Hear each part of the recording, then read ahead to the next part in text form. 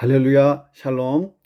1월 8일입니다. 매일 성경 말씀 묵상 주님의 이름으로 시작합니다. 창세기 5장 1절부터 32절의 말씀입니다.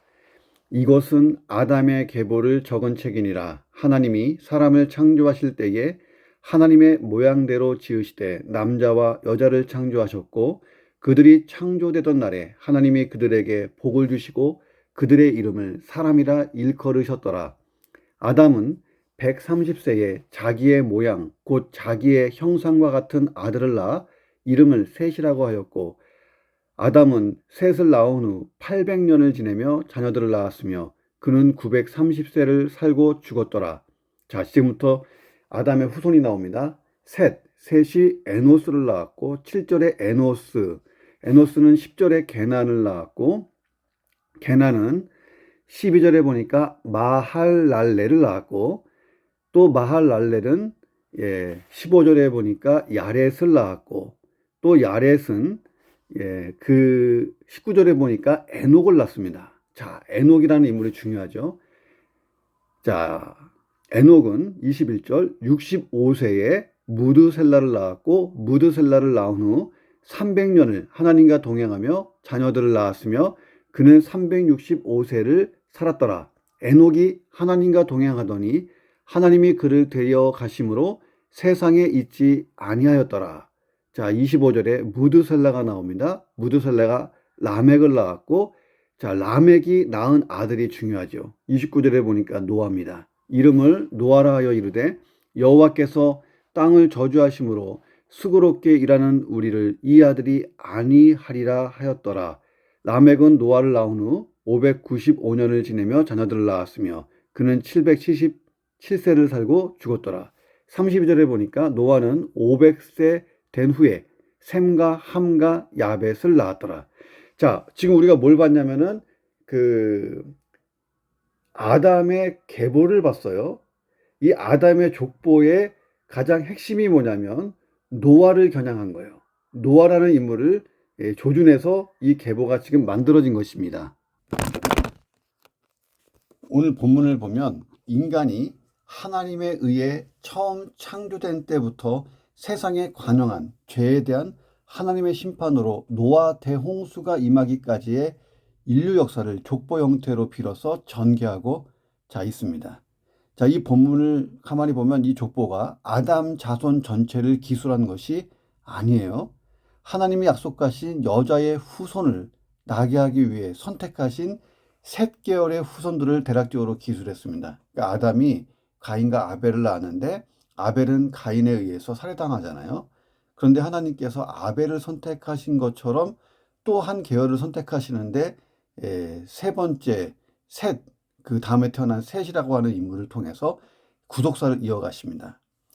자, 이런 족보는 하나님의 구원 역사의 전개 과정을 보여주고 있어요. 자, 그러니까 셋의 후손으로 누가 오냐면 노아. 이 족보가 지금 노아를 겨냥하고 있어요. 왜냐하면 노아 홍수가 이제 곧 진행될 거기 때문에. 자, 그 노아 이후에는 셈, 함, 야벳이잖아요. 자, 그 중에 이 셈 계열로 이렇게 해서 예수님까지 이어지는 것입니다. 자, 구속사의 족보예요. 자, 이런 본문 내용 가지고 오늘 말씀을 묵상합니다. 첫 번째, 아담 안에서 태어난 자는 다 죄인이 된다. 죄인이다는 거예요. 1, 2절 보세요. 하나님이 사람을 창조하실 때에 하나님의 모양대로 지으시되 남자와 여자를 창조하셨고 그들이 창조되던 날에 하나님이 그들에게 복을 주시고 그들의 이름을 사람이라 일컬으셨더라. 자, 그리고 3절 보세요. 아담은 130세에 자기의 모양 곧 자기의 형상과 같은 아들을 낳아 이름을 셋이라 하였다. 자, 여기서 이 형상이라는 단어가 계속 나옵니다. 형상이라는 것은 누군가를 원본으로 삼고 찍어냈다라고 하는 의미가 있습니다. 그러니까 아담과 하와는 하나님의 모습을 담게 창조되었어요. 하나님을 원본으로 삼고 찍어낸 거예요. 반면에 아담의 자손들은 아담의 모습을 담게 태어났습니다. 자, 근데 여기에서의 아담의 모습은 어떤 모습이에요? 죄를 범하고 선악과 범죄를 범해서 이미 죄인이 된 상태, 죄인이 된 죄인 아담의 모습을 원본으로 찍어냈어요. 자, 그러니까 이 닮았다는 것은 단순한 외모가 아니에요. 태생 자체, 인격 자체가 그렇다는 거예요. 그러니까 아담과 하와는 하나님의 인격을 닮은 그런 인격을 지닌 존재로 창조됐어요. 그러니까 선하게 창조된 거죠. 예. 자, 그런데 아담의 자손들은요, 이미 죄가 들어간 아담의 인격과 닮은 인격을 갖고 태어나요. 그러니까 태어나면서부터 아예 죄성, 이 죄를 지을 수 있는 어떤 성질, 예, 그 죄를 짓고 싶은 어떤 욕망, 이런 죄성을 가지고 태어나요. 사람에게 죄성이 없다면 죄를 짓잖아요. 죄를 지으려고 하는 성질. 태어나면서부터 그래서 죄를 짓는 거예요. 자, 모든 사람이 죄가 없는 사람이 없고, 예, 나는 죄를 한 번도 안 졌어요 하면 그 사람은 거짓말하고 있기 때문에 죄인인 거예요. 자, 아담 이후로 태어난 사람은 전부 다 죄인으로 태어나게 됩니다. 자, 그렇다면 하나님의 형상과 아담의 형상의 차이가 뭐냐?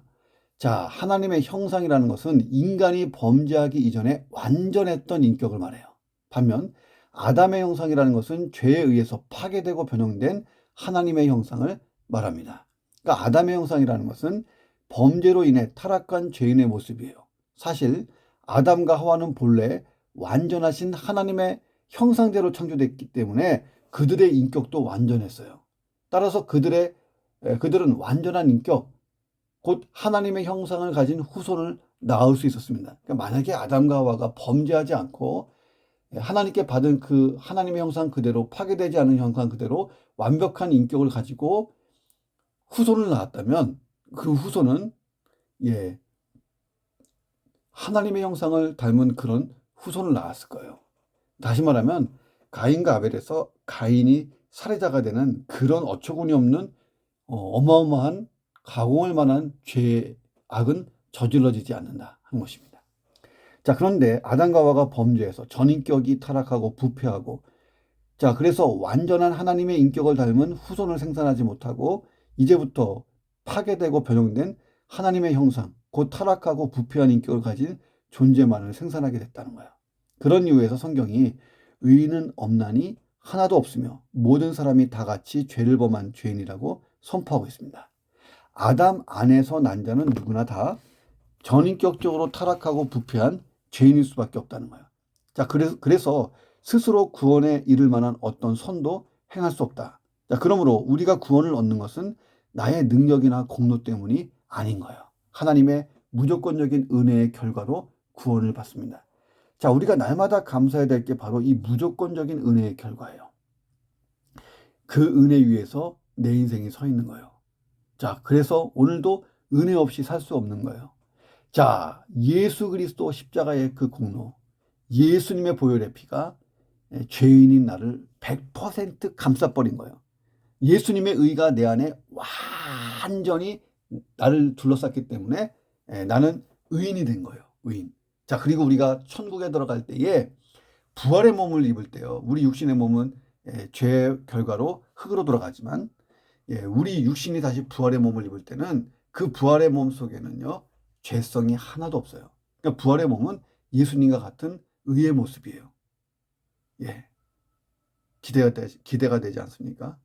자, 그 은혜를 이미 받았고 그 은혜가 완전히 완성되는 때는 우리가 천국에 들어가는 그때예요. 부활의 몸을 입고 영화로운 상태에서 우리가 들어가는 것입니다. 자, 오늘도 우리가 하루를 살면서 여러 가지 역경을 만나고 어려운 일 만나고 되어지지 않는 일 만나고 짜증스럽고 불만스럽고 고통스럽고 여러 가지 일이 있을 수 있습니다. 자, 그런데 내가 구원받은 것, 내가 그 나라 천국에 들어가는 것, 소망하고 기대하면 모든 것이 은혜, 은혜, 은혜, 은혜, 한없는 은혜 찬양하면서 시작할 수 있습니다. 두 번째, 죽음을 잘 준비하자는 거예요. 4절부터 32절 보면 죽었더라. 8번 거듭 반복돼 있어요. 인간이 태어나면 반드시 죽는다. 이 사실을 성경이 보여줘요. 왜 죽었더라가 강조됩니까?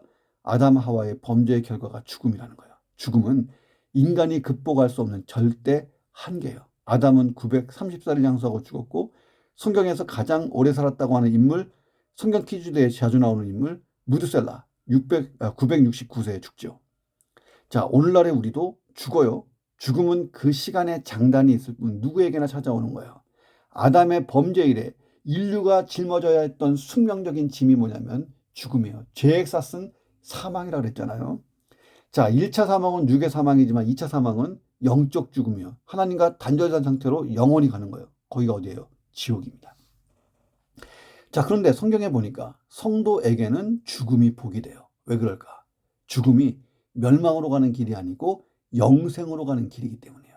예수 그리스도의 공로로 우리가 죄인이 의인이 되고 부활의 몸을 입고 천국에서 영생해야 돼요. 이 부활의 몸을 입고 천국에서 영원히 주와 함께 살기 위하여 우리가 죽음을 통과하는 것입니다. 자, 이스라엘 백성들이 과거에 애굽을 나와서 홍해를 지나서 가나안 땅에 들어갔잖아요.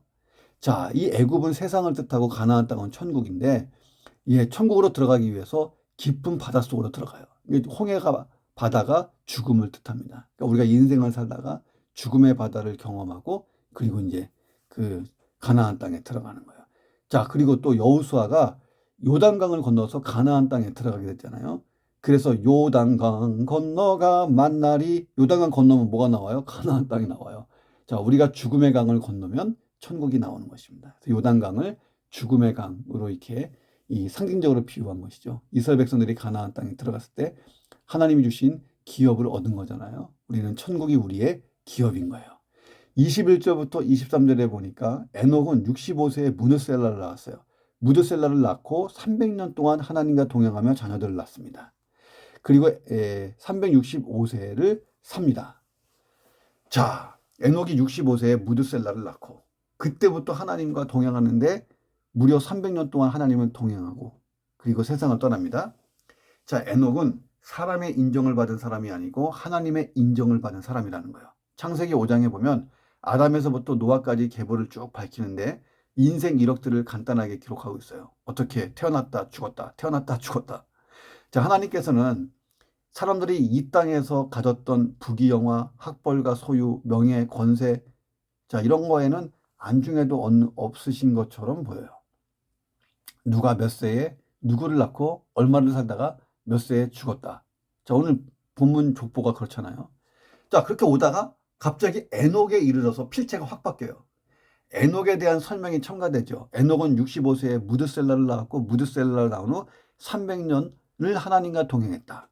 자, 에녹에 대한 이런 설명. 그가 이전의 사람들과 분명 다르게 살았다는 것을 시사하고 있죠. 히브리서 기자는 히브리서 11장 5절에서 에녹은 하나님으로부터 증거를 받았다라고 나와요. 이 증거라고 하는 것은 법적 효력이 있는 물증. 자, 이 부분을 어떤 영어 번역본이 잘 번역했는데 굿 리포트라고 번역해 놓은 거예요. 그러니까 에녹은 하나님께로부터 성적표를 받았는데 굿 리포트를 받았다. 예.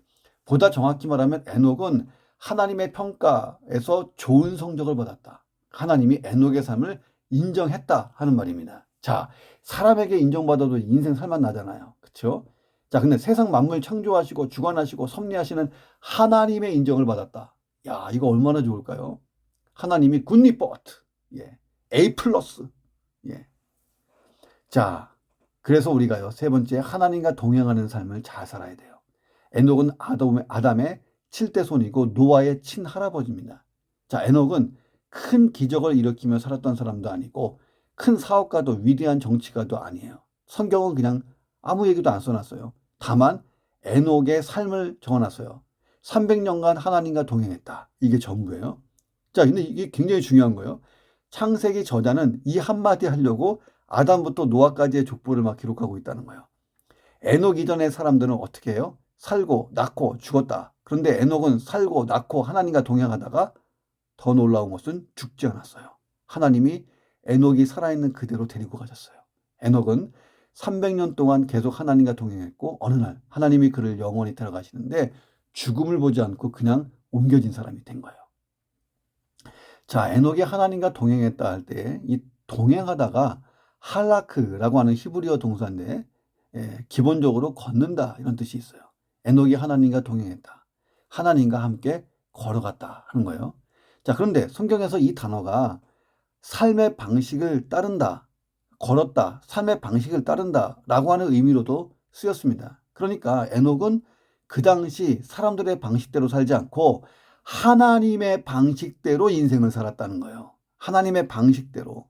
22절에 보니까 이 단어 앞에 에트라고 하는 전치사가 붙어 있어요. 자, 이렇게 되면 성관계를 갖는다라고 하는 의미로도 해석이 돼요.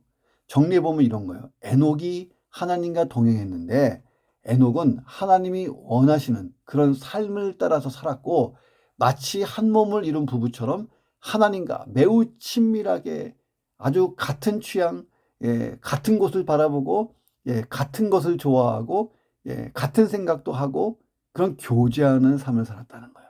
다시 말하면 하나님과 이신전심으로 살았다는 거예요. 이런 인물이 또 하나 있어요. 누구냐면 다윗이에요. 하나님이 야 다윗은 내 마음에 꼭 들어까지 얘기했잖아요. 이신전심. 하나님의 마음이 내 마음, 하나님의 마음이 또 하나님의 생각도 내 생각, 내 생각도 하나님 생각. 하나님 저 이런데 하나님 어떠세요? 나도 그런데. 하나님 그러시네요. 나도 그런데요. 자, 하나님께서 그런 에녹을 더 이상 세상에 둘 수가 없어서 너무 사랑하셔서 그냥 데리고 가신 거예요. 그래서 에녹은 더 이상 세상에 있지 않았다라고 성경이 증거합니다. 자, 그런데 우리가 착각하지 말 것이 있어요. 자, 에녹이 하나님과 동행하는 삶을 살았다고 해서 에녹이 무릉도원 같은 수도원 지어놓고 거기서 하나님을 묵상하면서 날마다 그 수도 생활하면서 살았냐? 아니에요. 그와 반대로 에녹은 최악의 시대를 살았던 사람이에요.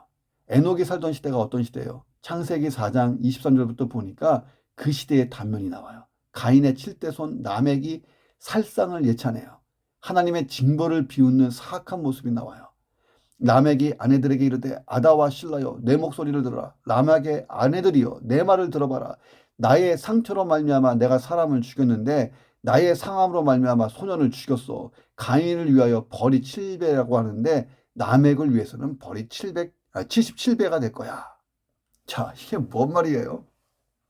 자기 혼자 짓거린 거예요. 역사적으로 이 라멕이 살던 시대, 에녹이 살던 시대는요. 머지않아서 홍수 심판이 내려질 그런 상황이었습니다. 그 시대가 얼마나 악했는지 하나님께서 세상에 사람 지었음을 한탄할 정도가 됐어요. 자, 유다서에 보니까 에녹이 나와요. 유다서에 보면 에녹은 경건치 않은 자들을 바라보며 눈물로 심판을 선포하고 하나님께로 돌아올 것을 호소했다라고 나옵니다. 그러니까 많은 사람들이 이런 생각을 해요. 내가 살고 있는 이 시대 너무 악하기 때문에 내가 죄 속에 있을 수밖에 없어. 자, 그런데 에녹의 경건한 삶은 이런 사람들을 참 부끄럽게 해요. 에녹이 살던 시대는요. 하나님이 세상을 리셋하고 싶을 정도로 악했어요. 자, 에녹은 이런 생각을 하는 사람들을 또 부끄럽게 만들어요. 뭐냐면 자식들 다 키워놓고 또 은퇴한 다음에 내가 교회에 열심히 봉사하고 하나님께 충성하고 헌신하고 그렇게 살아야지. 언제? 퇴직한 다음에. 자, 에녹이 그런 사람들에게 얘기해요. 나는 300년 동안요, 수많은 자식을 키우면서 하나님과 동행했습니다. 22절 보세요. 300년을 하나님과 동행하며 자녀들을 낳았다. 그러니까 에녹은 생활 속에서 자녀 낳고 기르고 인생의 희노애락을 겪으면서 타락하고 부패한 그 시대를 가슴 아파하면서 신실한 하나님의 사람답게 살았다는 거예요. 하나님과 동고동락하면서. 에녹은 타락한 세상을 살았지만 언제나 중심이 하나님이었다는 거예요. 하나님 중심. 하나님께 인정받는 삶이라는 것은 하나님과 동행하는 거예요. 나는 하나님이 좋고 하나님은 내가 좋고 나는 하나님 사랑하고 하나님은 나를 사랑하고 나는 하나님 없이 살 수 없고 하나님도 나 없이 살 수 없고 얼마나 좋아요. 하나님과 동행하는데 하나님보다 더 사랑하는 그 무엇이 있으면 안 되는 거잖아요. 하나님이 나를 얼마나 사랑했는지 얼마나 사랑하시는지 얼마나 사랑하실 것인지를 생각한다면 그럴 수가 없는 거예요. 자, 오늘 내 신앙을 바로 세우고 새롭게 하고 다시 하나님과 동행하고 영원한 걸음 천국까지 잘 하시기를 주님의 이름으로 축원합니다. 마지막 네 번째, 하나님을 기쁘시게 하는 삶을 살아야 한다는 거예요. 본문에 에녹이 하나님을 위해 특별히 무엇을 하면서 하나님과 동행했다고 나오지 않아요. 그럼에도 에녹은 하나님께 인정받는 삶을 살았습니다. 자, 비결이 뭐예요? 히브리서 11장 5절에 보니까 믿음이라고 증거해요. 자, 믿음으로 에녹은 죽음을 보지 않고 옮겨졌으니 하나님이 그를 옮기심으로 다시 보이지 아니하였다. 그는 옮기기 전에 하나님을 기쁘시게 하는 자라고 하는 증거를 받았다. 자, 에녹은 하나님을 향한 믿음이 있었어요. 그것이 하나님을 기쁘시게 한 거예요. 하나님이 에녹의 삶을 인정하게 만들었다는 거예요. 자, 우리가 무엇으로 무슨 일을 얼마큼 하면 하나님을 기쁘시게 할 수 있을까요? 천지만물 다 지으신 하나님인데 내가 무엇을 얼마큼 드린다고 아니면 무슨 세상에서 어마어마한 주의를 감당한다고 하나님이 얼마나 기쁘시겠어요? 자, 하나님은요, 우리의 공로 때문에 기뻐하시지만 우리의 믿음을 더 기뻐하신다고 성경은 증거하잖아요. 자, 히브리서 11장 6절, 믿음이 없이는 하나님을 기쁘시게 하지 못한다. 하나님께 나아가는 자는 반드시 하나님이 계신 것, 또 하나님이 자기를 찾는 자에게 상 주시는 이심을 믿어라. 그 믿음을 하나님이 기뻐하신다는 거예요. 다른 조건 없어요. 믿음뿐이에요. 하나님을 향한 믿음. 오늘 더 크게 가지세요. 그 하나님 참 기뻐하시잖아요. 자, 하나님이 기뻐하시는 인생으로 잘 변화되기를 주의 이름으로 축원합니다. 하나가 더 있네요. 다섯 번째, 하나님의 뜻을 헤아리는 삶을 살자는 거예요. 자, 에녹이 하나님과 동행하게 된 이유가 있어요. 어떤 계기. 자, 성경은 에녹이 아들 무드셀라를 낳고 하나님과 동행했다. 중요한 기록이에요. 에녹이 아들을 낳기 전까지는 동행했다는 기록이 없어요. 그런데 에녹이 아들을 출생시켰는데 무드셀라를 낳고 인생에 어떤 변화가 왔다는 거예요. 흥미로운 것은 무드셀라라는 말에 그가 죽으면 심판이 온다. 이런 뜻이 있어요. 그래서 성경학자들이 무드셀라, 그가 죽으면 심판이 온다. 이걸 연구하기 시작합니다. 자, 뉴벨이라고 하는 신학자에 의하면 무드셀라 본래의 뜻은 뭐냐면 창 던지는 사람이라는 거예요. 자, 고대 부족들의 전쟁에서 상대 부족의 창을 잘 던지는 사람만 처치하면 그 부족은 끝장났다. 그러므로 저놈만 죽이면 우리가 이긴다. 전쟁은 끝난다. 자, 반대편에서 우리 편에 있는 창 잘 던지는 사람이 죽으면 우리는 이제 망했다. 심판이다. 그런 거잖아요. 자, 6.25 때도 전쟁할 때 보면 제일 먼저 소총수들이 막 총 쏘고 막 그럴 때 누구를 먼저 죽이려고 그러냐면 저격수를 죽이려고 그래요. 왜냐하면 저격수를 죽여야 유리해요. 고지에서 기관총 막 난사하는 그런 기관총을 쏘는 병을 죽여야 아군의 피해가 적는 거예요. 그래서 그 기관총을 쏘는 사람이나 저격수를 죽이면 전세를 뒤집을 수 있는 거예요. 자, 거꾸로 그런 사람을 빼앗기면 지는 거예요. 심판이 오는 거예요. 아마도 에녹이 아들을 낳기 전에 하나님이 그 시대의 악함을 보시고 이렇게 말씀하신 것 같아요. 에녹아, 너 아들 낳으면 무드셀라라고 져라. 그가 죽으면 심판이 온다라고 지어라. 자, 자연히 에녹은 아들의 이름을 부를 때마다 아, 얘가 죽을 때가 심판이 오는구나 생각을 했을 거예요. 자, 그렇다면 과연 에녹의 아들 무드셀라가 죽었을 때 하나님의 심판이 일어났을까요? 창세기 5장에 보면 무드셀라의 총 수명이 969세였어요. 자, 그런데 무드셀라가 187세에 라멕을 낳았고 라멕은 182세에 노아를 낳았어요. 그러므로 노아가 태어났을 때 무드셀라는 369세예요. 자, 그런데 창세기 7장 11절 12절에 보면 놀라운 기록이 있죠. 노아가 600세 되던 해 그때에 큰 기쁨의 샘이 팍 터지고 하늘의 창문이 확 열려서 40주야 비가 쏟아지는데 노아 홍수가 시작됐어요. 언제? 노아가 600세 될 때. 예. 무드셀라가 노아를 낳았을 때는 369세. 무드셀라는 몇 살까지 살았다? 969세. 그러니까 예. 이 노아가 600세쯤 되었을 때 무드셀라는 세상을 떠났고 무드셀라가 세상이 떠나고 난 다음에 노아 홍수가 시작돼요. 잘 계산해 보세요. 나중에 따로. 자, 노아가 600세대가 되던 해 무드셀라는 죽은 그 해. 969세로 죽은 그 해. 자, 하나님이 에녹에게 말씀하신 대로 무드셀라는 죽었고 곧 심판이 왔어요. 자, 이 예언의 약속을 지키신 것입니다. 그러니까 에녹은 무드셀라를 보면서 하나님의 뜻을 이렇게 생각했을 거예요. 야, 심판날이 오고 있어. 예, 심판날을 생각하면서 살은 거예요. 자, 우리의 언어, 우리의 생각, 우리의 모든 행위가 어느 날 하나님 앞에서 심판받아요. 야, 이것을 참으로 믿으면 우리가 어떻게 살아야 돼요? 자, 에녹은 하나님과 동행했어요. 날마다 새로운 삶을 살려고 노력했어요. 자, 심판이 오고 있어. 그러면서 우리가 경건한 삶을 사는데 실패하는 이유가 뭐냐면 내가 하나님 앞에 서는 그날을 생각하지 않기 때문에 그래요. 물론 그리스도인은 주 예수를 믿는 순간부터 정죄의 심판, 멸망의 심판, 지옥 가는 그런 심판은 완전 면제. 자, 그런데 우리에게 상급 심판이 있잖아요. 바울은 고린도후서 5장 10절 우리가 다 저와 여러분 다 반드시 그리스도의 심판대 앞에 선다는 거예요.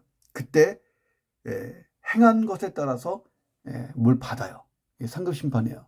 자, 에녹이 아, 인생의 끝이 있구나. 역사의 심판이 있구나. 라는 진리를 깨달은 그 순간부터 그의 신앙생활은 확 달라진 거예요. 우리도 마찬가지예요. 내 인생의 끝이 있고 내가 하나님 앞에 서야 된다. 이걸 묵상하고 살면 우리의 삶에 변화가 오는 거예요. 내 생명이 오늘 끝날 수 있어. 내 건강이 오늘 끝날 수 있어. 나의 이 기업도 오늘 끝날 수 있어. 자, 이런 생각이 하나님을 기쁘시게 하는 삶, 하나님과 동행하는 삶, 경건한 삶에 어떤 계기를 줄 수 있죠. 자, 어떤 결단을 줄까요? 이전과 전혀 다른 삶을 살자. 에녹과 같은 삶을 살자 할 거예요. 자, 하나님의 인정을 받는 삶, 어떤 거예요? 하나님의 뜻을 헤아리는 거예요. 하나님의 뜻은요, 크게 보면요, 영원한 천국과 영원한 지옥이에요. 자, 그럼 우리가 하나님의 뜻을 따라서 영원한 천국으로 들어가야 되는데, 자, 그 심판대 앞에서 예수 그리스도의 공로로 우리의 모든 죄는 용서되지만 우리의 선을 행한 것, 하나님 나라를 위하여 헌신하고 수고하고 복음을 위해 교회를 위해 수고한 모든 이 상급이 그날 주어진다는 거예요. 그 상급의 날을 생각하면 정말 에녹처럼 살아야 되지 않을까요? 잘 살아보시기를 주의 이름으로 축원합니다. 하나님의 무조건적인 은혜, 구속의 은혜에 항상 감사하며 살고 오직 은혜로 살아가는 은혜 안에서 강한 자로 하루를 사는 자가 되게 도와 주시옵소서. 하나님, 성도의 죽음을 복된 죽음이 되게 하셨습니다.